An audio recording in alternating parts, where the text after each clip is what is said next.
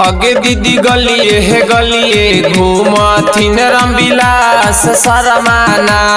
अगे दीदी न कर चुनाव चिन्ह हे कई बाल बछा पवाना। कैया पंचायत के सरपंच पद से इना के जीतई हाजी अब की ना भूलई हा। कैया पंचायत के सरपंच पद से इना के जीतई हाजी अब की ना भूलई हा। भैया अब की ना भूलई हा। रामविलास शर्मा के जीतई हाजी अब की ना भूलई हा। बाल छाप पर मोहर लगई हाजी अब की ना भूलई हा। फौजी ला जाना ना शर्माना है 4 नंबर पे मोहर लगाना है। रामविलास शर्मा के जिताना है बल्ब छाप पर मोहर लगाना है।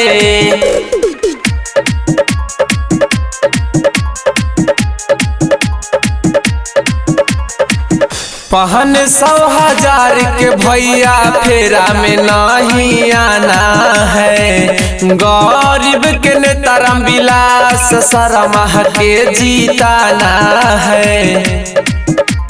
ए भैया पहन 100,000 के भैया फेरा में नहीं आना है। गरीब के नेता रामविलास शर्मा के जिताना है। मजदूर किसानवा सबके करी पारा नमवा जी अब की ना भूलई हा। भैया अब की ना भूलई हा। भौजी अब की ना भूलई हा। रामविलास शर्मा के जीतई हाजी अब की ना भूलई हा। बाल छाप पर मोहर लगई हाजी अब की ना भूलई हा। आगे माई की न खरा गाड़िया की न खरा झंडावा उड़ाया वैना कि आगे माई रामविलास शर्मा के गाड़िया झंडावा उड़ाया वैना कि आगे माई कैया पाना चायत से गाड़िया उड़ाया वैना। कहवनो विरोधियन के फेरा में नहीं आना है। चूहा 4 नंबर पर मोहरा लगाना है।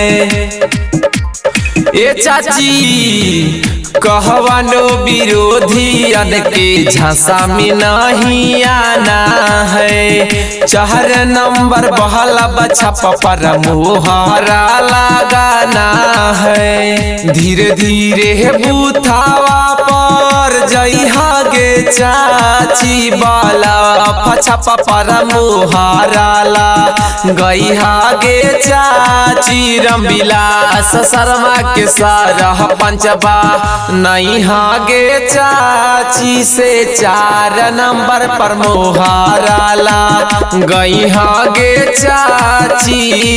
भोर भीनु सारावा कोयलिया बोलेगे चाची से जागा जागा हो गेलई हनवा गे चाची से जागा जागा हो गेलई हनवा गे चाची से 4 नंबर पर मोहरा। कहे रंजित राज भैया दोनों हथवा जोड़ी के वोट देवे जइहा चाची सब काम छोड़ के। ए भैया कहे रंजित राज भैया दोनों हथवा जोड़ी के वोट देवे जइहा चाची सब काम छोड़ के। बल्ब छाप निशानवा सिरहनवा ले के सूतिहा से 4 नंबर पर मोहरा गइहा गे चाची से आबाकी के बेरिया ना भूलइहा गे चाची से। रामविलास शर्मा के जीतइहा गे चाची से 4 नंबर पर मोहरा।